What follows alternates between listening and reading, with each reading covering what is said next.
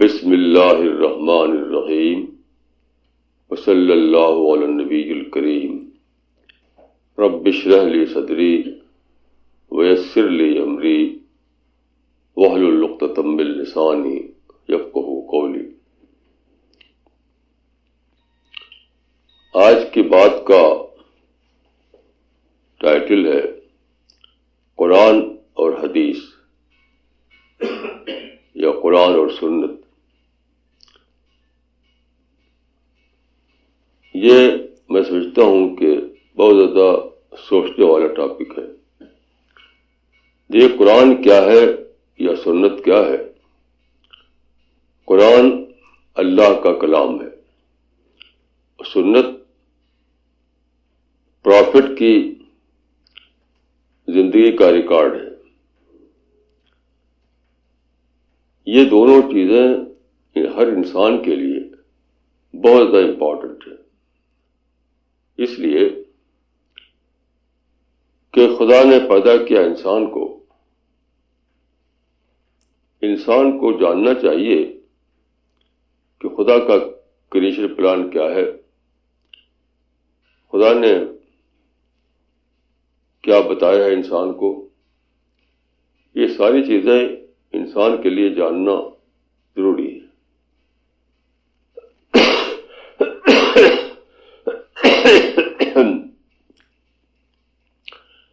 تو اللہ تعالیٰ نے ہر زمانے میں اپنی کتاب بھیجی، پیغمبر بھیجے، لیکن پچھلے پیغمبروں پر آنے والی کتابیں اب اللہ کا کلام وہ پریزرو نہیں رہ سکا۔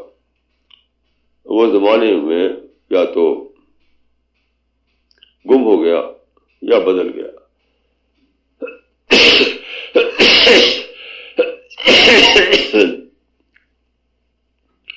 پھر اللہ نے آخر رسول محمد صلی اللہ علیہ وسلم کو بھیجا، اور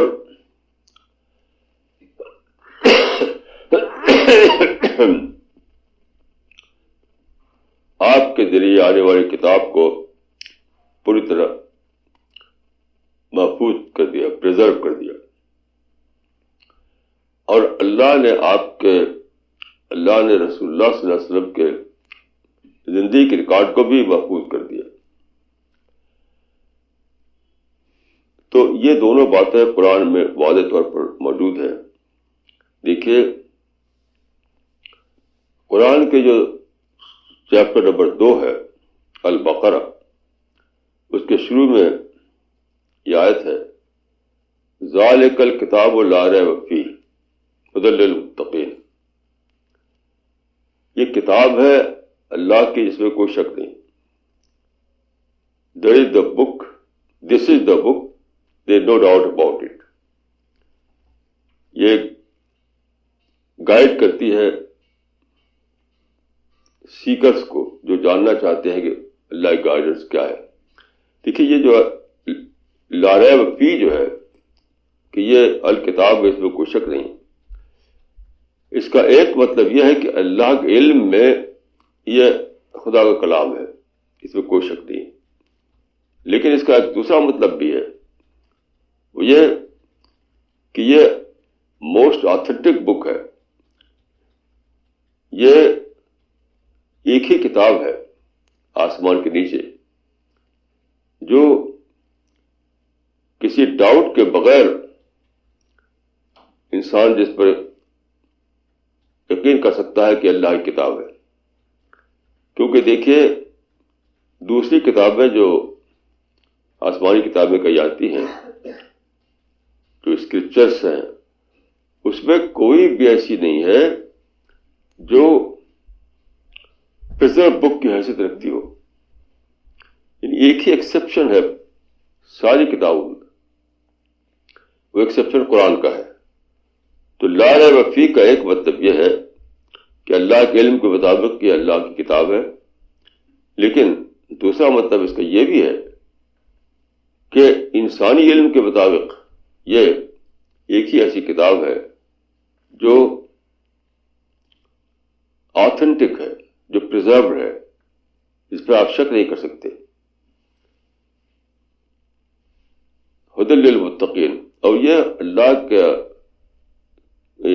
یہ ڈیوائن گائیڈنس ہے جو اللہ تعالیٰ کو کہ جو کسی پلان ہے اس کے مطابق اللہ نے اس کتاب میں بتا دیا ہے کہ آدمی کیسے رہے. تو قرآن ایک گائیڈنگ پرنسپل دینے والی کتاب ہے. اس کے بعد قرآن میں ایک آیت ہے لقد کان لکم فی رسول اللہ اسوۃ حسنہ، یعنی اللہ کے رسول میں تمہارے لیے بہترین نمونہ ہے، گڈ ایگزامپل ہے. اس کا مطلب کیا ہوا کہ ایک اور آیت میں ہے کہ انک لعلی خلق عظیم، پیغمبر کے بارے میں کہا گیا کہ تم اعلی اخلاق پر ہو، بڑے اخلاق پر ہو، سبلائم کریکٹر پر ہو. اس کا مطلب کیا ہے؟ دونوں کو ملا کر دیکھیے تو خدا نے قرآن کی شکل میں گائیڈ بک بھیجا اور پیغمبر کی شکل میں ایک ماڈل ہمیں دے دیا. تو قرآنی سے یہ دونوں باتیں نکلتی ہیں کہ قرآن جو ہے وہ ایک آتھینٹک گائیڈ بک ہے، اور دوسری طرف قرآن سے ہی یہ نکلتا ہے کہ پیغمبر جو ہے وہ تمہارے لیے ماڈل ہے، ماڈل، آتھینٹک ماڈل. رسول اللہ کے ماڈل کو بھی اللہ تعالیٰ نے ہسٹوریکلی اس کو پریزرو کر دیا.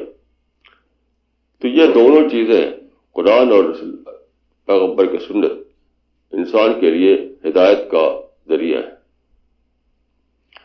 یہ بہت زیادہ امپورٹنٹ ہے یہ بات جاننا، کیونکہ اگر آپ صرف قرآن کو لیں تب بھی آپ ہدایت نہیں پا سکتے، صرف رسول اللہ کے سنت میں تب بھی ہدایت نہیں پا سکتے. دونوں کو لینا ضروری ہے. ایک سے آپ کو ملے گا، ایک سے کتاب سے آپ کو ملے گی گائیڈنگ پرنسپل، اور رسول اللہ سے ملے گا آپ کو ماڈل.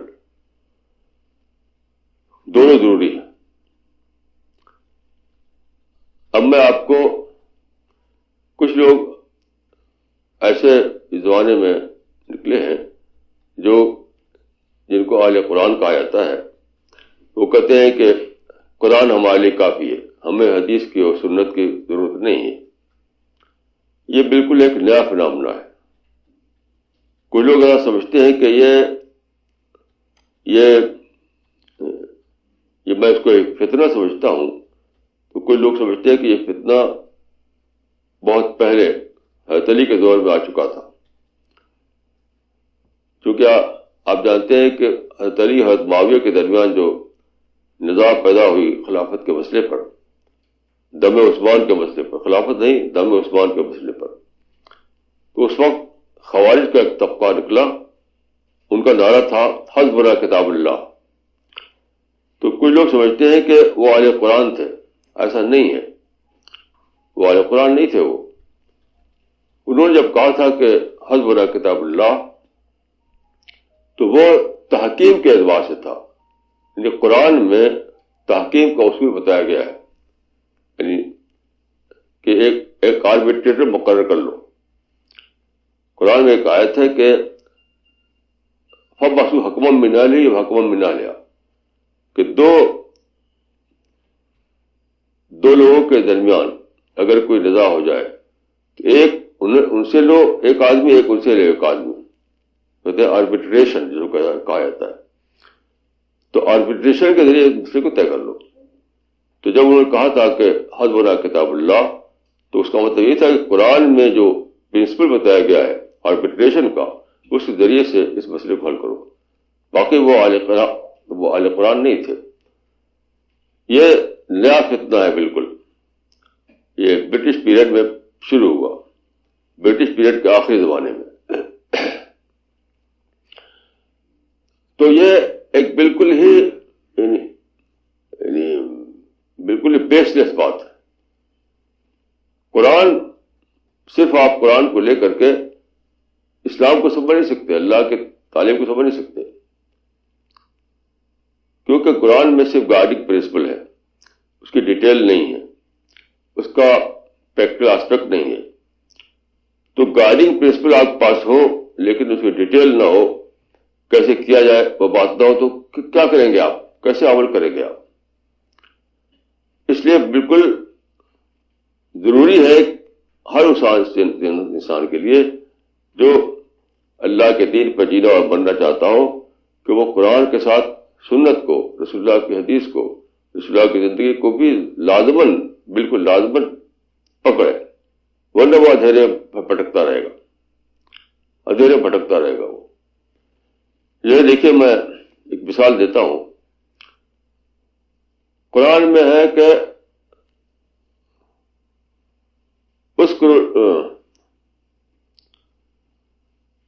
یا ایھا الذین آمنوا اذکروا اللہ ذکرا کثیرا، اے ایمان والو اللہ کا بہت زیادہ ذکر کرو، اللہ کو بہت زیادہ یاد کرو. تو ذکر کثیر کا مطلب کیا ہے؟ ذکر کثیر بہت زیادہ یاد کرنا، کیا مطلب ہے اس کا؟ تو کچھ لوگوں نے یہ سمجھا کہ بہت زیادہ اللہ اللہ کرو، اللہ اللہ 10,000 بار، 50,000 بار، 1,00,000 بار کہو اللہ اللہ اللہ اللہ اللہ اللہ. تو ذکر کثیر کے نصاب لوگوں نے گنتی میں بنایا. کچھ لوگ اور بھی آگے بڑھ گئے، ان کا ذکر کثیر یہ ہے کہ دل کے جو بیٹنگ ہوتی ہے، دل کی جو حرکت ہوتی ہے، اس کو اس طرح سے ٹرین کرو کہ دل کی ہر حرکت میں اللہ اللہ نکلے. دل کی بیٹنگ جو ہے اس کی ہر حرکت میں، ہر بار جب دل حرکت کرتا ہے تو وہ اس سے اللہ اللہ اللہ اللہ نکلے. اب یہ سب بالکل ریڈیکولس بات ہے، یہ سب ہے. اس قرآن کے اس آیت کی تشریح ہم کو ملتی ہے حدیث میں. حضرت عائشہ فرماتی ہے کہ کان یذکر اللہ علی کل احیانہ، کہ رسول اللہ صلی اللہ علیہ وسلم ہر موقع پر اللہ کو یاد کرتے تھے. یعنی مطلب یہ ہوا کہ he used to remember God on all occasions.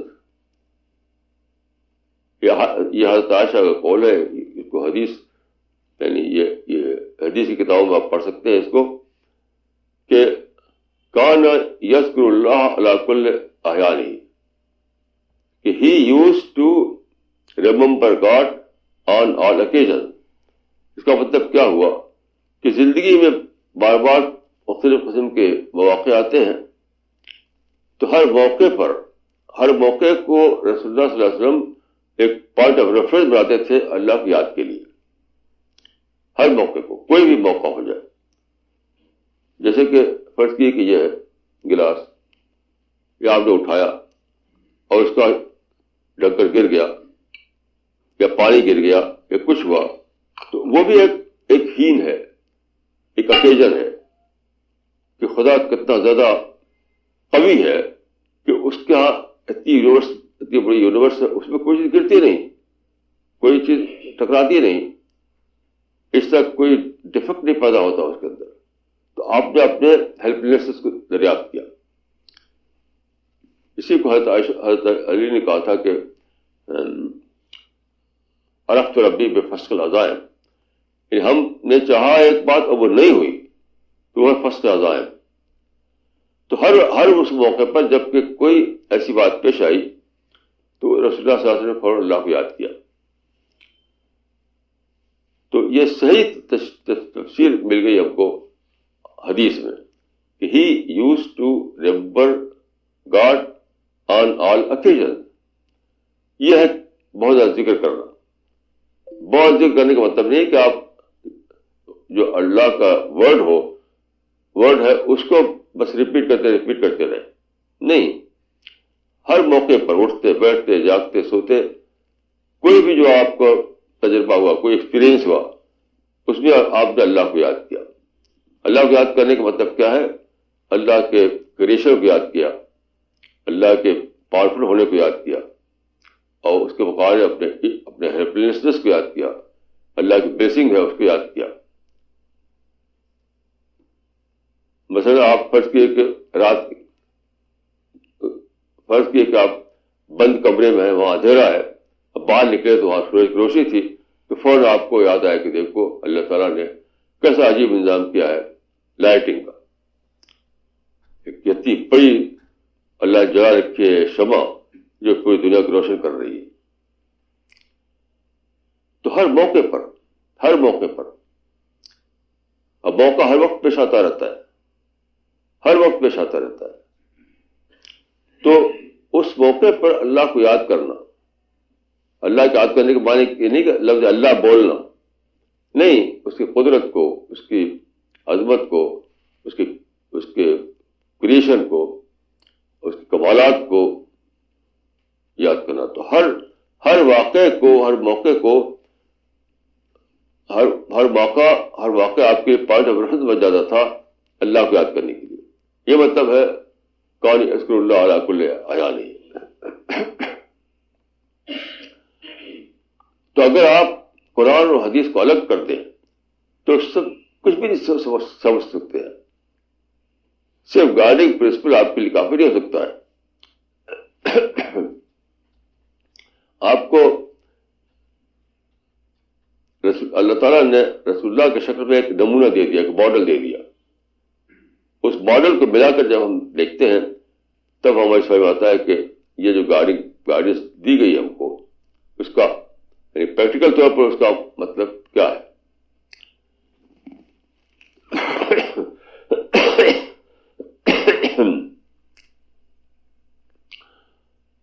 تو یہ میں یہاں پر یہ بات یہ کہنا چاہوں گا کہ حدیث اور قرآن کا جو تعلق ہے اس کا بہت زیادہ سوچنے سے معلوم ہوتا ہے. یعنی عقل کو استعمال کریں, بہت زیادہ سوچیں, تب آپ جان پائیں گے کتنا زیادہ امپورٹنس ہے حدیث اور قرآن کا تعلق, کہ اس کے بغیر ہم کچھ سمجھ نہیں سکتے. بلکہ پورا دین, پوری معرفت اور دین کا جو فہم ہے وہ سب کا تعلق عقل سے ہے. سوچ کر ہم باتوں کو جان پاتے ہیں, نہ سوچیں تو ہم کچھ جان نہیں پائیں گے. تو سوچنے کا جو فیکلٹی آپ کے اندر ہے, جو تھنکنگ کرنے کی جو فیکلٹی آپ کے اندر ہے, اس کو آپ زیادہ ایکٹیو کریں گے اتنی زیادہ آپ جان پائیں گے. قرآن کو بھی اتنی سمجھ پائیں گے, حدیث کو بھی اتنی سمجھ پائیں گے. تو جو لوگ اس طرح باتیں کرتے ہیں وہی لوگ ہیں جنہوں نے اپنی تھنکنگ کیپیسٹی کو زیادہ ایکٹیو نہیں کیا. یہاں پر میں آپ کو ایک بہت ہی کل مجھے ایک بڑا عجیب ایکسپیرئنس ہوا. پھر میں ایک حدیث کو پڑھا تو سمجھ میں آیا کہ کتنی بڑی نعمت اللہ تعالیٰ کی ہے. کل میں کچھ کر رہا تھا تو اچانک میرے ذہن میں آیا کہ اللہ تعالیٰ نے انسان کے دماغ کو دو حصے میں بانٹا ہے, شعور اور لا شعور, یعنی کانشیس مائنڈ اور سب کانشیس مائنڈ, کانشیس مائنڈ اور انکانشیس مائنڈ یا سب کانشیس مائنڈ. تو ہمارا مائنڈ ہی جو ہے کنٹرول کرتا ہے ہماری باڈی کو, ہماری ہر چیز کو. لیکن سارا جو کام ہے مائنڈ آٹومیٹک طور پر کرتا رہتا ہے. جیسے میں بول رہا ہوں تو ایک بہت بڑا سسٹم ہے اندر جو ایکٹیو ہوتا ہے تب جا کر ہم بول پاتے ہیں. وہ آٹومیٹک طور پر ایکٹیو ہے. سننے کا سسٹم, دیکھنے کا سسٹم, سوچنے کا سسٹم, ہر چیز کا ایک سسٹم ہے. کہتا ہے کہ جب چلتے ہیں آپ وہ بھی ایک سسٹم ہے. یہ سارا سسٹم گورن ہو رہا ہے مائنڈ سے, سارا سسٹم. جب ہم یہاں تک چھوٹی یہ ہاتھ اٹھایا ہم نے کیا لے گئے, تو یہ ایگزیکٹ طور پر گلاس پر جائے, ادھر نہ چلا جائے ادھر نہ چلا جائے. آپ نے کبھی دیکھا ہوگا ایسے لوگوں کو جن کے ہاتھ پاؤں میں کوئی بیماری ہوتی ہے, ہاتھ پاؤں بھی نہیں رکھتا. میں نے دیکھا ایسے لوگوں کو, وہ چائے کی پیلی نہیں پکڑ سکتے, تو ہاتھ جب جائیں گے تو ادھر جائیں گے ادھر چلا جائے گا, ادھر چلا جائے گا. میں نے ایسے لوگ دیکھے ہیں جن کو پارکنسن کی بیماری ہوتی ہے, راشا کی بیماری ہوتی ہے, تو وہ ان کا ہاتھ پاؤں سے کام نہیں کرتا, چلتے ہیں تو پاؤں ادھر جاتا ہے کہ ادھر جاتا ہے. تو یہ کیا ہے؟ کیونکہ وہ جو سسٹم وہ کام نہیں کر رہا ہے. وہ جو سسٹم ہے مائنڈ میں وہ کام نہیں کر رہا, اس لیے ہمارا ہاتھ ادھر چلا گیا. تو یہ جب ہم پکڑتے ہیں تو یہ پکڑنا بھی اسی انکانشیس مائنڈ سے کنٹرول ہوتا ہے, لاشعور سے کنٹرول ہوتا ہے. وہاں کنٹرول ٹوٹ جائے تو آپ پکڑ بھی نہیں پائیں گے. تو مجھے ایک بات سمجھ, جیسے ہم کھانا کھاتے ہیں تو کھانا ہم نے اٹھایا منہ میں ڈال لیا, اس کے بعد ڈائجسٹ ہوتا ہے وہ, تو سارا کنٹرول ہوتا ہے انکانشیس مائنڈ سے یا لاشعور سے. کتنا بڑی فیکٹری چلتی ہے, جو فیکٹری جو ہے لیونگ سیل بناتی ہے, جو بلڈ بناتی ہے, جو بون بناتی ہے, جو فلیش بناتی ہے, جو ناخن اور بال بناتی ہے, کتنی بڑی فیکٹری ہے وہ سب ہم تو ہی چلاتے ہیں, ہم شعور کے تحت نہیں چلاتے, وہ سب لاشعور کے تحت چلتی ہے. وہ ہم سانس لیتے ہیں تب بھی لاشعور کے تحت. تو سارا جو فنکشن ہے جس سے ہم زندہ ہے وہ سب کو کنٹرول کر رہا ہے لاشعور. اب سوال ہے کہ شعور کا فنکشن کیا ہے؟ تو میں نے سوچا کہ اللہ تعالیٰ نے شعور کو فری کر دیا ہے, فارغ کر دیا ہے کہ معرفت کی باتیں سوچے. وہ ایک عجیب غریب مجھے احساس ہوا کہ اللہ تعالیٰ نے میرے شعور کو فری کر دیا ہے کہ خود سوچو اللہ تعالیٰ کے بارے میں. باقی تو آپ کام کریں گے, تمہارا کھانا ہم ہضم کروائیں گے, اور جتنے بھی فنکشن ہے سب ہم کروائیں گے, تم کو صرف سوچنا ہے, جس کو اردو میں کہتے ہیں فارغ کر دینا کسی کو یا فری کر دینا. تو اللہ تعالیٰ کو سب سے ضروری بڑی چیز جو مطلوب ہے وہ ہے آگے سوچ کر اللہ کو دریافت کرے, سوچ کر باتوں کو جانے. اس کے لیے اللہ شعور کی فیکلٹی ہماری یعنی کانشیس مائنڈ جو ہے ہمارا, اس کو ایک دم فری کر دیا, کچھ کام ہی اس کا نہیں, کیونکہ سب کام آٹومیٹک طور پر ہو رہا ہے, سب آٹومیٹک طور پر ہو رہا ہے. یہ دو چیزیں ہیں جس سے ہم جو میری سمجھ میں آیا, ایک تو نیچر میں جو سسٹم ہے جس کو ہم لائف سپورٹ سسٹم کہتے ہیں, وہ بھی اپنے آپ کام کر رہا ہے. سورج اپنے آپ روشنی دے رہا ہے, درخت اپنے آپ آکسیجن سپلائی کر رہے ہیں, ہوائیں اپنے آپ دوڑ رہی کہ ہماری آواز آپ تک پہنچے, کھیت سے اپنے آپ گندہ نکل رہا ہے, رین جو ہے رین اپنے آپ اس کا نظام چل رہا ہے, ہم کوئی نہیں چلاتے اس کو, حضرت ہم کوئی ہینڈل گھمائے تب چلے وہ. تو ایک طرف نیچر کا جو لائف سپورٹ سسٹم ہے وہ اپنے آپ کام کرتا ہے. فرض کہ ہم کو یہ کرنا ہو, ہمیں فیکٹری بنانی پڑے, اس سے ہم آکسیجن نکالیں اور پھر ہم سانس لیں, تو سارا دن اسی میں پڑے رہیں گے, ہم سارا دن اسی میں پڑے رہیں گے تو ہم کو آکسیجن ملے گا, تو دوسرا کام تو کچھ کر نہیں پائیں گے. تو لائف سپورٹ سسٹم جو ہے وہ آٹومیٹک طور پر کام کرتا ہے. باڈی کا جو سسٹم ہے وہ بھی مور دین 99% اپنے آپ کام کر رہا ہے. اب شعور جو سب سے بڑی چیز ہے, شعور ریزن, اس کا کیا کام ہے؟ اس کا کام ہے سوچنا, سچائی کو ڈسکور کرنا. کیسی عجیب بات ہے, اللہ تعالیٰ نے آپ کو فری کر دیا ہے اس بات کے لیے کہ آپ سچائی کو دریافت کریں. تو یہ ایک حدیث سے عجیب غریب طور پر یہ بات مجھے اس وقت میری ذہن میں جب ایک آیت میں نے سوچا, قرآن میں ایک آیت ہے, ان شر الدواب عند اللہ الصم البکم الذین لا یعقلون. بڑی عجیب آیت ہے کہ the worst creature are those who don't use their reason. کیسی عجیب آیت ہے یہ. the worst creature, سب سے بڑے جانور وہ لوگ ہیں جو اپنی عقل کو استعمال نہ کریں. The worst creature are those who don't use their reason. پھر میں حدیث, اس سے بھی ایک حدیث کو ملا کر چھوڑا. ایک حدیث میں کہ اللہ تعالیٰ نے عقل کو پیدا کیا, عقل مائنڈ کو, ریزن کو, عقل کو پیدا کیا, تو اس سے کہا کہ تجھ سے زیادہ بڑی چیز کوئی بھی نہیں پیدا کی میں نے. سب سے بڑی چیز جو میں نے پیدا کی وہ تو ہے. اور پھر اس میں تھوڑا لمبی حدیث ہے کنز المال میں.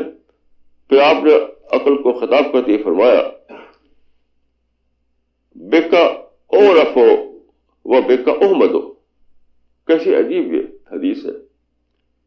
عقل سے کہا, ریزن سے یا مائنڈ سے, بیکا او رفو و بیکا احمدو. Through you I will be discovered. Through you I will be acknowledged. اے عقل تیرے ذریعے سے میں جانا جاؤں گا, اور اے عقل تیرے ذریعے سے میں میری حمد کی جائے گی. بیکا او رفو و بیکا احمدو. Through you I will be discovered.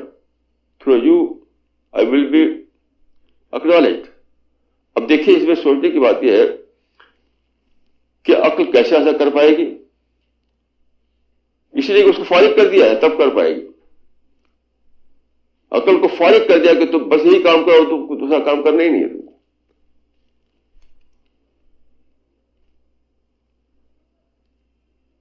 تم کو جیسے کمپنیوں میں ایسا کوئی اسپورٹ کا آدمی ہو تو کمپنی اس کو فارغ کر دیتے ہیں, تم بس اسپورٹ کی دنیا میں جاؤ, باقی تمہاری سیلری تم کو ملتی رہے گی, تمہارا سب کام ہوتا رہے گا, تم کو کچھ دوسرا کرنا نہیں ہے, تم کو بس اسپورٹ میں آگے بڑھنا تاکہ ہماری کمپنی کا نام ہو. تو کوئی اچھا اسپورٹ میں آگے بڑھتا ہے تو کمپنیاں اس کو فارغ کر دیتی ہے, فری کر دیتی ہے. تو اللہ تعالیٰ نے شعور کو یا عقل کو یا مائنڈ کو فری کر دیا ہے. اب سارا کام اپنے ذمے لے لیا, اپنے ذمے یہ لائف سپورٹ سسٹم اپنے آپ کام کر رہا ہے. ہماری باڈی اپنے آپ لاشعور سے گورن ہو رہی ہے. اب ہم کو فارغ کر دیا ہے ہمارے شعور کو, ہمارے عقل کو. سوچو سوچو سوچو, اور اللہ کی گلوری کو ڈسکور کرو, اللہ کی جو وزڈم ہے اس کو ڈسکور کرو, اللہ کی جو بلیسنگ ہے اس کو ڈسکور کرو, تاکہ تم حمد کر سکو. یعنی حمد کا مطلب ہوتا ہے بہت بڑے پیمانے پر اکنالج کر سکنا. جب آپ ڈسکور کریں گے تبھی تو آپ اکنالج کر پائیں گے. آپ تو جو لوگ حدیث کا انکار کرتے ہیں, میں سمجھتا ہوں کہ وہ پاگل سے بھی زیادہ برے لوگ ہیں. وہ اتنی بڑی بات حدیث میں لکھی ہوئی ہے, بیکا او رفو وہ بیکا احمد. دیکھیے قرآن مجید میں ہے وما خلقت الجن والانس الا لیعبدون. میں نے پیدا کیا انسان کو صرف عبادت کے لیے. اس کی تشریح کی گئی لیعرفوننی, تاکہ مجھے پہچانے, میری معرفت. تو مقصد جو ہے تخلیق کا, کریشن کا, یہ ہے کہ انسان خدا کو پہچانے, خدا کی معرفت حاصل کرے. اب کیسے معرفت حاصل کرے گا؟ عقل کے ذریعے سے. اور اس میں جب اس باتوں کو میں ملاتا ہوں کہ عقل کو اللہ تعالیٰ نے فارغ کر دیا کہ تمہیں لائٹ نہیں جلانا ہے, سورج تم کو لائٹ دے گا. تمہیں آکسیجن فیکٹری نہیں کھولنا ہے, درخت تم کو آکسیجن سپلائی کریں گے. تم کو پانی کارخانہ نہیں بنانا ہے, رین تم کو پانی فراہم کرے گی. ہزاروں لاکھوں ایسی چیزیں. باڈی کا جو فنکشن ہے تمہیں کچھ نہیں کرنا ہے, وہ سب انکانشیس مائنڈ سے کور ہوتا رہے گا. بس تم کو سوچنا ہے اللہ تعالیٰ کے لیے, اپنے عقل کو استعمال کرنا ہے اللہ تعالیٰ کے لیے, معرفت کا دریافت کرنا ہے. کیسی عجیب بات. اب غور کیجئے کہ جو انسان اپنی عقل کو خدا کے لیے استعمال نہ کرے, کتنا بڑا یعنی کتنا بڑا کرمنل وہ اللہ کی نظر میں ہوگا. وہ کتنا بڑا کرمنل ہوگا. اتنی بڑی باتیں حدیث میں. تو قرآن میں تو فنڈامنٹلس ہیں, صرف یاد رکھیے قرآن میں فنڈامنٹلس ہے, قرآن میں گائیڈنگ پرنسپلس ہے, باقی ڈیٹیل تو ساری حدیث میں ہے.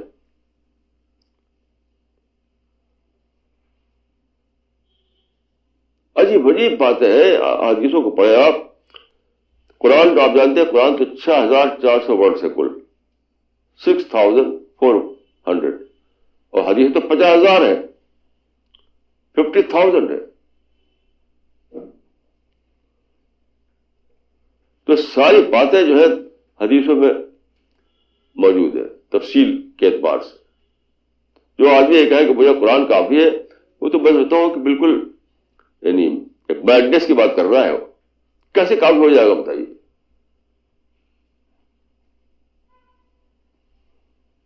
دنیا کے لا آف لینڈ کے بارے میں لوگ جانتے ہیں کہ کانسٹیٹیوشن کافی نہیں ہو جاتا کبھی کسی کنٹری کے لیے. لا اور جو ایکٹ بنائے جاتے ہیں وہ ضروری ہوتے ہیں. صرف کانسٹیٹیوشن سے آپ کسی ملک کو نہیں چلا سکتے,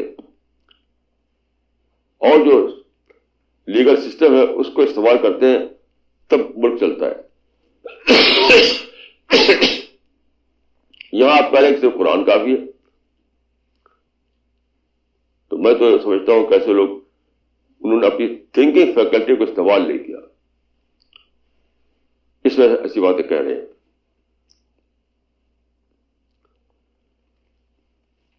دیکھیے اس طرح کے لوگ جو ہے کیا بات کہتے ہیں, وہ یہ کہتے ہیں کہ قرآن جو ہے محفوظ کیا گیا اور حدیث کو محفوظ نہیں کیا گیا.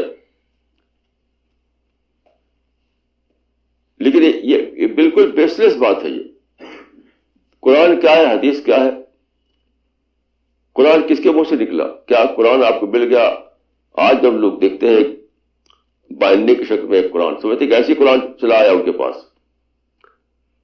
یعنی انکانشیسلی شاید وہ سمجھتے ہیں کہ یہ قرآن سیدھے آسمان سے ان کو چلا رہا ہے. قرآن بھی اسی پیغمبر کے منہ سے نکلا ہے جس پیغمبر کے منہ سے حدیثیں نکلی.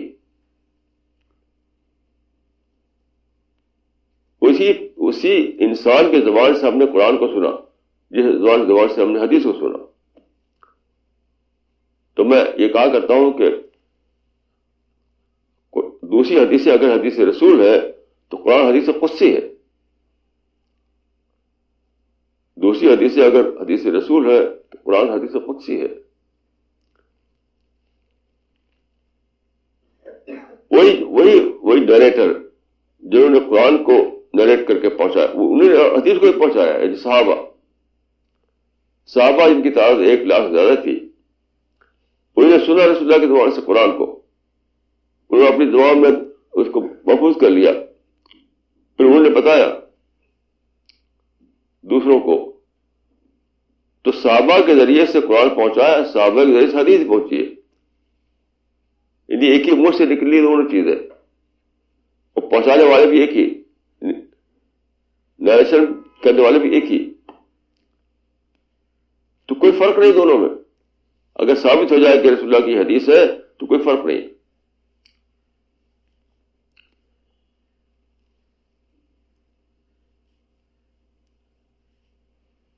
یہ کوئی سادہ بات نہیں ہے, یہ بہت زیادہ سوچنے سمجھنے کی بات ہے, بہت زیادہ سوچنے سمجھنے کی بات ہے. جب رسول اللہ کی وفات کے بعد جس طرح سے وفات ہوئی ہے اس وقت قرآن اس شکل موجود نہیں تھے جیسے آواز لیتے ہیں لوگوں کے مائنڈ میں, میموری میں تھا, میموری میں. تو کیا ہوا ہے, ابو بکر کے زمانہ آیا خلافت کا, اس زمانے میں صحابہ کے مشورے سے آپ نے یہ کیا کہ بہت زبردست حافظ تھے قرآن کے, اور وہ کاتب بھی تھے, یعنی زید بن ثابت انصاری. ان کو خلیفہ اول نے ان کو اپائنٹمنٹ کیا کہ تم قرآن کو لکھو. تو قرآن اس وقت جو تھا وہ زیادہ تر میموری میں تھا اور لکھا ہوا بھی تھا. لوگ اس کو فتنہ بناتے ہیں کہ رسول اللہ صلی اللہ علیہ وسلم نے فرمایا تھا کہ قرآن کو لکھو اور حدیثوں کو مت لکھو. ایک حدیث ہے اس قسم کی کہ رسول اللہ نے فرمایا کہ قرآن کو لکھو اور حدیثوں کو مت لکھو. لیکن اس کا مطلب یہ نہیں ہے کہ حدیثوں کو مت لکھو, اس کا مطلب اس سیم پیپر دونوں چیزوں کو مت لکھو, یہ مطلب ہے اس کا. سیم پیپر پر. رسول اللہ فرماتے تھے لا تکتبوا انی غیر القرآن، لا تکتبوا انی غیر القرآن، مجھ سے قرآن کے سوا کسی اور چیز کو نہ لکھو. اس کا مطلب اسی سیم پیپر پر نہ لکھو. یہ مطلب نہیں کہ سرے سے لکھو ہی مت. جو صحابہ نے بہت لکھا، تو چونکہ ہوا ایسا کہ پچھلی کتابیں جو تھیں اسی لیے ان میں گڑبڑ ہو گیا، ملاوٹیں ہو گئی کہ اسی پیپر پہ لکھا کرتے تھے لوگ. کیونکہ پہلے پیپر بہت ہی یعنی ریئر آئٹم ہوا کرتا تھا، بہت ہی زیادہ کم ملتا تھا. آج کا ایک طرح نہیں تھا کہ پیپر افراد کے ساتھ ہے، آپ خوب استعمال کیجیے اور جیسا چاہے کیجیے. بہت ہی ایک ریئر آئٹم تھا کاغذ. تو لوگ کیا کرتے تھے کہ پچھلی امتوں میں ایسا ہوا کہ کلام اللہ کو لکھتے تھے کسی کاغذ پر، تو اسی پر اپنی بات مثلا انہوں نے کمنٹری ہے ان کی ایک ہے، ایکسپلینیشن ہے، اس کو بھی لکھ لیا، یا پراپر سنا تھا اس کو بھی لکھ لیا. اس سیم کاغذ پر دونوں لکھتے تھے. اس سے وہ گڑبڑ ہو گیا اور اس کی پیورٹی باقی نہیں رہی. رسول اللہ نے چاہا کہ قرآن کے سلسلے میں ایسا نہ ہونے پائے. تو جب آپ نے کہا تھا کہ لا تکتبوا انی غیر قرآن، تو اس کا مطلب یہ تھا کہ جس پیپر پر تم قرآن لکھتے ہو اسی پیپر پر میری حدیث مت لکھو، اس کو الگ سے اس کی حفاظت کرو. تو خیر کیا ہوا کہ حضرت ابوبکر رضی اللہ عنہ نے زید بن ثابت انصاری کو مقرر کیا کہ تم قرآن کو جمع کرو اور ایک جلد میں پورا لکھا جائے اس کو. تو اس زمانے میں انہوں نے بہت زبردست یعنی اہتمام کیا. اس کو ڈاکٹر مورس بکائی نے کہا ہے double checking system. Double checking system وہ کیا تھا کہ ہزاروں ہزار صحابہ ایسے تھے جن کو پورا قرآن یاد تھا. رسول اللہ صلی اللہ علیہ وسلم نے، اب یہ سمجھ لیجیے کہ پہلے زمانے میں جب کہ پرنٹنگ پریس سے پہلے ہر جگہ ایسا ہوتا ہے لوگوں کی میموری بہت محفوظ ہوا کرتی تھی. یعنی اس زمانے میں پری پرنٹنگ پریس جو ہے ساری دنیا میں میموری سے کام چلتا تھا. تو میموری بہت ہی اچھی ہوتی تھی، بہت اچھی ہوا کرتی تھی. جیسے آج کل دیکھیے، آج کل جب موبائل جب سے آ گیا ہے تب سے لوگوں کو ٹیلی فون نمبر یاد نہیں رہتے دوسروں کے. پہلے میں ایسے لوگ دیکھے کہ 100 نمبر یاد آتا ان کا. ایسے لوگ میں نے دیکھے جب موبائل نہیں تھا. اب موبائل میں آپ ایک بٹن دباتے تو 10 نمبر آ جاتا ہے. تو اب وہ لوگ بھولنے لگے. دوسروں کے ٹیلی فون نمبر اب ان کے مائنڈ میں نہیں رہتے، اب موبائل میں رہتے ہیں. استعمال جس فیکلٹی کو آپ استعمال کرتے ہیں اس کی طاقت بڑھ جاتی ہے. تو پہلے زمانے میں دیکھیے میموری بہت استعمال ہوتی تھی پرنٹنگ پریس سے پہلے، تو بہت آسانی سے لوگ یاد کر لیا کرتے تھے. تو رسول اللہ صلی اللہ علیہ وسلم پر جو قرآن اترتا تھا آپ پڑھتے تھے، آخر میں آپ نے باقاعدہ پورا اپنا قرآن پڑھ کے سنایا لوگوں کو. جب مکمل ہو گیا تو پورا اپنا قرآن سلسلے وار بہت سے لوگوں کو یاد ہو گیا، ہزاروں لوگوں کو صحابہ میں سے. انہی میں سے ٹاپ کے آدمی تھے زید بن ثابت انصاری. تو ان کو مقرر کیا حضرت ابوبکر نے. تو انہوں نے کیا کیا کہ اعلان کیا کہ جتنے کسی کے پاس کوئی لکھا ہوا، تو لوگوں نے کسی پیپر پہ لکھا تھا، کسی ہڈی پہ لکھا تھا، کسی چمڑے پہ لکھا تھا، کسی جھلی پہ لکھا تھا، وہ سب لا کے جمع کرو. تو اس کا مطلب یہ ہے کہ قرآن مکمل موجود نہیں تھا، وہ موجود تھا دماغوں میں، میموری میں. تو مولوی بکائی نے لکھا ہے کہ وہ منگایا گیا تھا چیکنگ کرنے کے لیے، کہ لوگ سناتے تھے تو وہ چیک کرتے تھے کہ کیا یہ لکھا ہوا بھی ہے. اصلاً تو قرآن موجود تھا ابھی بھی مائنڈ میں، لیکن اس کی یعنی آتھینٹسٹی کو چیک کرنے کے لیے مزید اس سے ملاتے تھے، وہ ویریفائی کرتے تھے اس سے. ایک حدیث میں ہے کہ 2 آیتیں نہیں مل رہی تھی، تو اس کا مطلب یہ نہیں کہ 2 آیتیں دماغوں میں نہیں تھیں، وہ ایک آدمی کے پاس ملی. وہ ایک حدیث آتی ہے ایسی کہ 2 آیتیں قرآن مجید کی ایسی تھی جو مل نہیں رہی تھی. تو لوگ سمجھتے تھے کہ وہ 2 آیتیں غائب تھیں. ایسا ہرگز نہیں ہے. وہ 2 آیتیں بھی لوگوں کی میموری محفوظ تھی، لیکن اس کو ویریفائی کرنے کے لیے کوئی لکھی ہوئی چیز نہیں مل رہی تھی. تو تو جب پورا قرآن ویریفائی ہو گیا ڈبل چیک سسٹم کے اصول پر، تو کیا ہوا کہ اس وقت کا جو پیپر ہوا کرتا تھا تو اس پر لکھا انہوں نے، زید بن ثابت انصاری نے لکھ کر کے اس کی بائنڈنگ کی گئی، اور چونکہ وہ چوکور تھا اس لیے اس کا نام رکھا روا مینس اسکوائر. یہ حضرت ابو کے زمانے میں ہوا، اور پھر اس کے بعد اس کو رکھ دیا گیا حضرت حفصہ کے پاس. حضرت حفصہ جو تھی آپ کی زوجہ تھی، تو حضرت حفصہ گھر پر رکھ دیا گیا،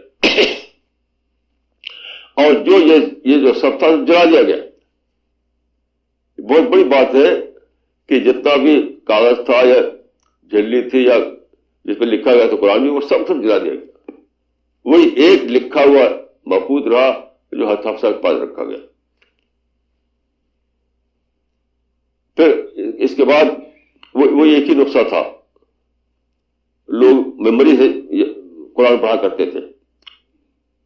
پھر حضرت عثمان نے اس قرآن کو منگایا اور منگا کر کے اور بہت سے نسخے تیار کروائے، بہت سی کاپی، اور مختلف ملکوں میں بھیجوا دیا، شام میں، ایجپٹ میں، ہر جگہ بھیجوا دیا.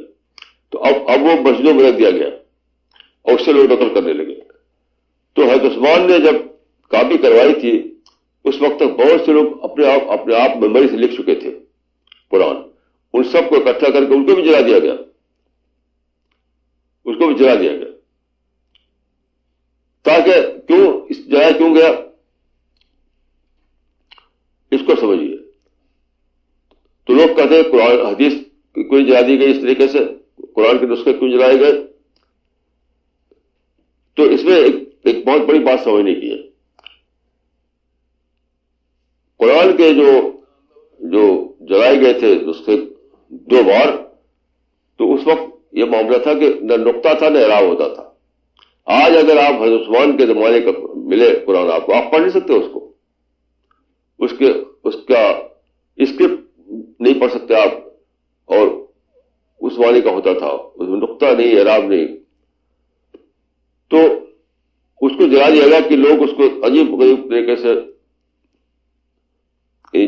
جو اہل زبان تھے، تو جیسے آپ اردو جانتے ہیں تو آپ کو اس کی ضرورت ہے کہ زبر زیر دیا ہوا ہو، زبر زیر کے بغیر اس کو پڑھ لیتے ہیں آپ. لیکن جو اہل زبان نہ ہو وہ عجیب غریب طریقے سے پڑھے گا، اس کو کچھ پڑھے گا وہ. تو عرب، جب اہل زبان جو تھے عرب، ان کو بغیر نقطہ اور اعراب کے پڑھنے میں مشکل نہیں ہوتی تھی وہ. لیکن جب اسلام پھیلا اور مختلف ملکوں گیا جن کے زبان جو اہل زبان نہیں تھے عربی کے، تو پھر وہ عجیب غریب طریقے سے پڑھنے لگے. جیسے میں ایک مثال دیتا ہوں آپ کو کہ الحمدللہ رب العالمین مالک یوم الدین. مالک جو ہے یہ آپ دیکھیں قرآن میں تو الف کے ساتھ نہیں ہوتا ہے، میم لام کے ہوتا ہے. یہ پہلے کے ابلا جو تھا. اب ہم میم الف الگ لکھتے ہیں، پھر لام کاف لکھتے ہیں، لیکن اس زمانے میں آپ دیکھیں سورہ فاتحہ میں تو میم لام کاف لکھا رہے گا. اچھا، اگر اس میں اعراب نہ ہو تو ایک لفظ کو کئی طریقے سے پڑھ سکتے ہیں. مثلا اس کو آپ ملک پڑھیں گے، ملک پڑھیں گے، ملک پڑھیں گے، ملک پڑھیں گے، اور مالک پڑھیں گے، کئی طریقے سے، کیونکہ اس میں اعراب نہیں. ایسے نقطہ اگر نہ ہو تو ایک ہی لفظ کو آپ طرح سے پڑھیں گے. تو وہاں پر ایک تو یہ کہ لوگوں کے لہجے مختلف تھے. مثلا بعض عرب قبائل ایسے تھے جو پڑھتے تھے اس کو، یعنی قل اعوذ برب الناس کو تے سے پڑھتے تھے، تے کی آواز، یعنی سین نہیں پڑھتے تھے.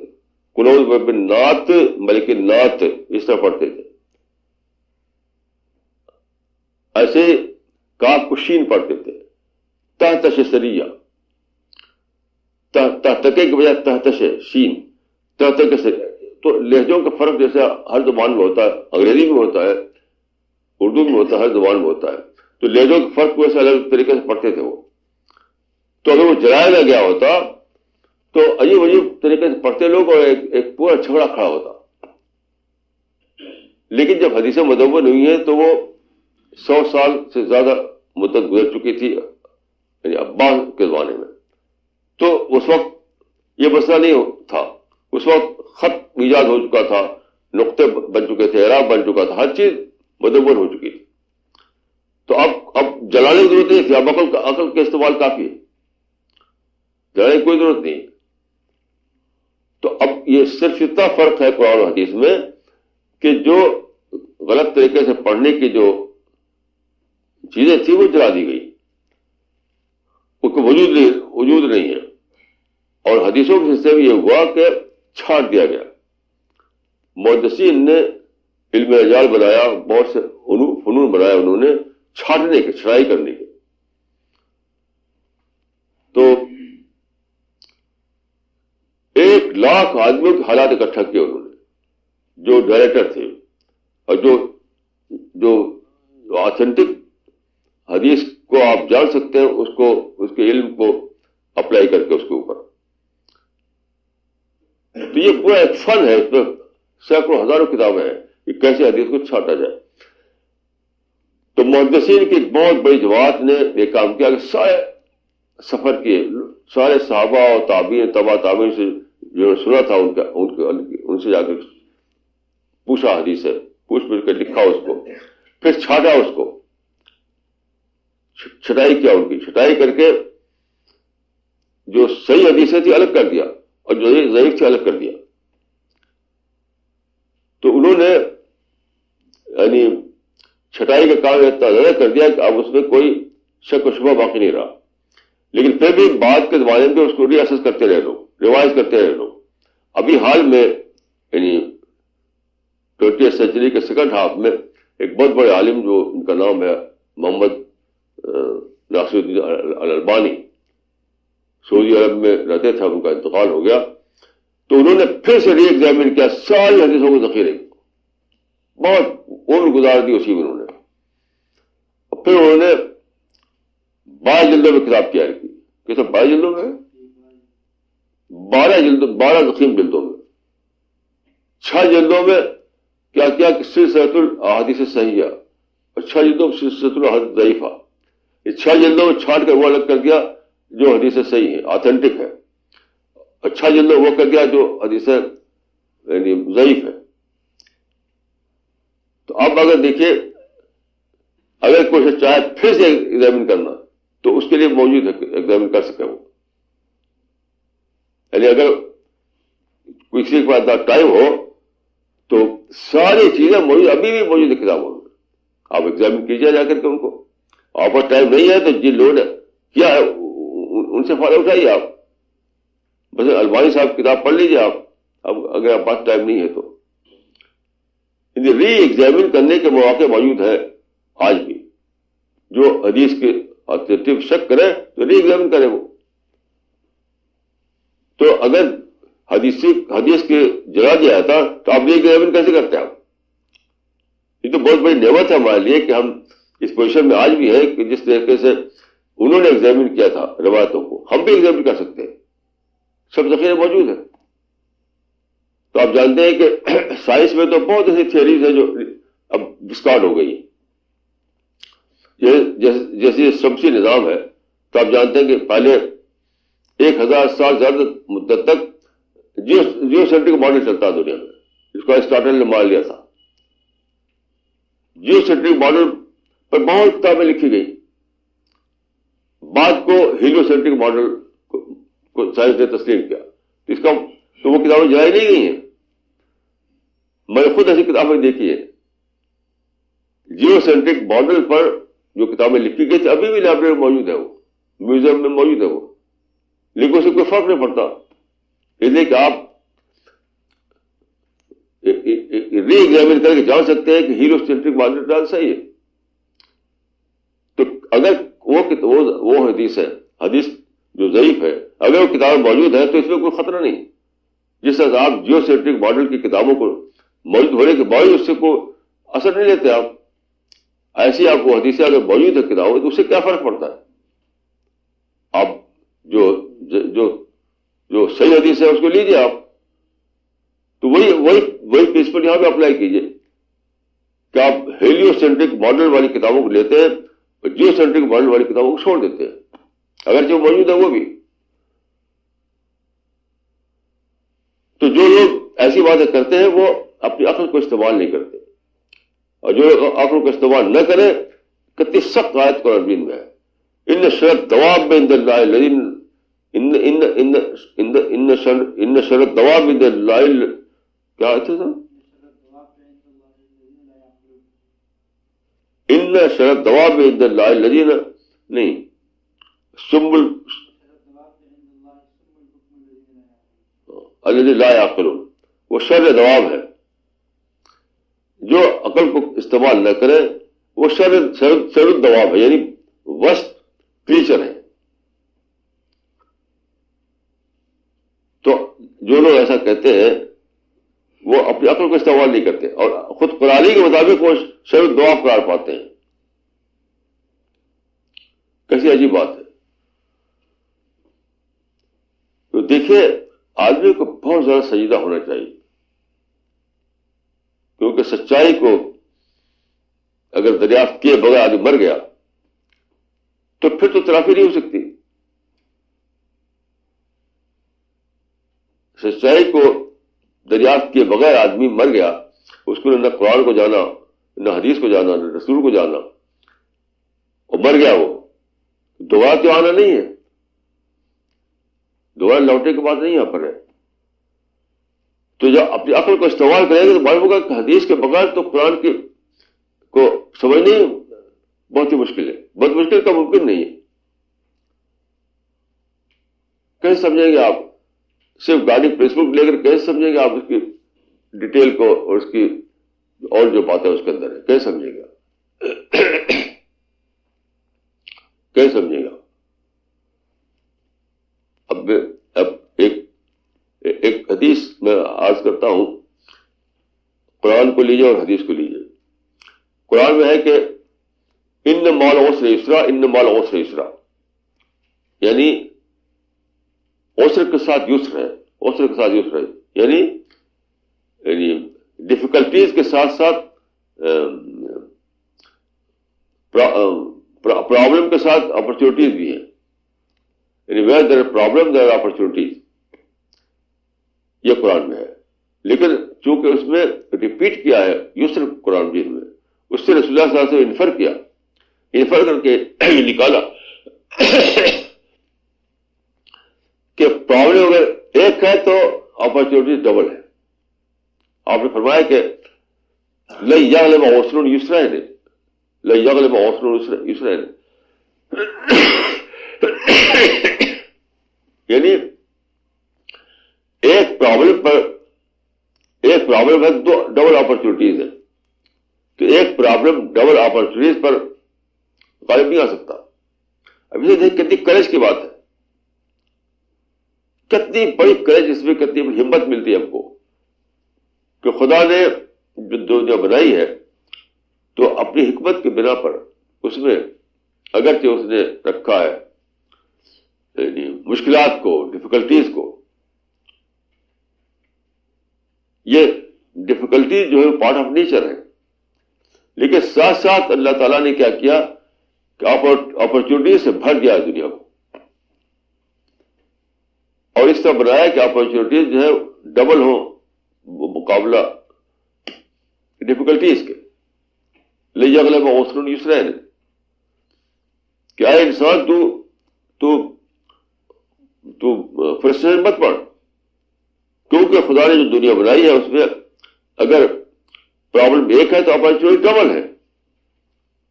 تو اس حدیث کو سن کر کے جب میں نے اس حدیث کو پڑھا تو ایک عجیب احساس ہوا کہ آپ کے لیے اس میں کریج ہی کریج ہے، ہمت ہی ہمت ہے، ہوپ ہی ہوپ ہے، کوئی اس کا ڈس اپوائنٹمنٹ کا کوئی موقع نہیں آپ کے لیے۔ تو جتنا آپ سوچیں گے تو آپ پائیں گے حدیث کے بغیر تو میں یعنی بے خبر رہتا قرآن کی وزڈم سے۔ جب میں پڑھتا تھا مدرسے میں تو اس زمانے میں ایک عرب شیخ تھے، انہوں نے ایک کتاب لکھی تھی حدیث پر، یعنی وہ کتاب یعنی وہ تھا سلیکشن تھا، کچھ حدیثوں کا سلیکشن تھا، اس سلیکشن میں انہوں نے وزڈم کی باتیں لی تھی۔ تو اس کتاب کا نام رکھا تھا انہوں نے لعل الحکم،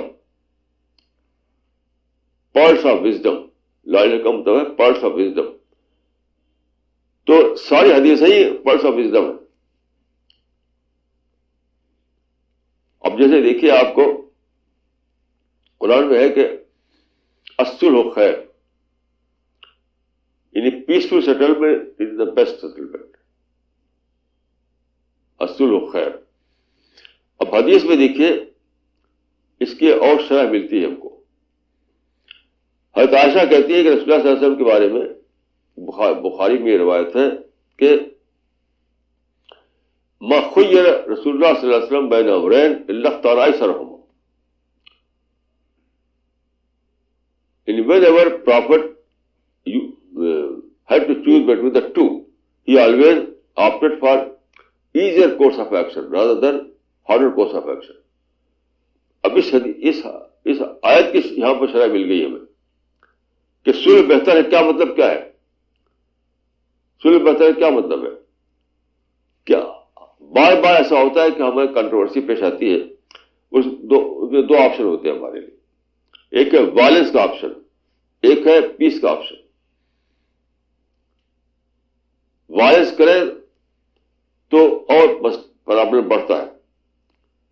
تو اس کا مطلب یہ ہے کہ ایزر کورس آف ایکشن جو ہے وہ ہے پیسفل میتھڈ کا آپشن. ہارڈر جو ہے وہ ہے یعنی وائلنس کا. تو جب بھی آپ کو کوئی کنٹروورسی پڑے تو آپ فوراً اس کو اس حدیث کی روشنی میں اپنا وہ سمجھ سکتے ہیں کہ مجھے کیا کرنا چاہیے. ایسے بھی دیکھیں جب رسول اللہ پر شروع زمانے میں جو آیتیں اتری تھی اس میں سے ایک آیت یہ تھی کہ دعوت کے بارے میں کہ قم یا المدثر قم فانذر وربک فکبر وثیابک فطہر والرجز فاہجر ولا تمنن تستکثر وربک فاصبر. اے نبی دعوت کا کام کرو اور صبر کرو. اے نبی دعوت کا کام کرو اور صبر کرو، اللہ کے لیے صبر کرو. اب صبر کا مطلب کیا ہے؟ صبر کا مطلب یہ نہیں کہ پیچھے ہٹ جاؤ، پسپائی کرو، کچھ مت کرو، چپ چاپ بیٹھ جاؤ، یہ مطلب نہیں ہے. اس آیت کے نکلنے کے بعد آپ نے کیا کیا اس کو لیجئے آپ تو تب سمجھ میں آتا ہے کہ صبر کا مطلب کیا ہے.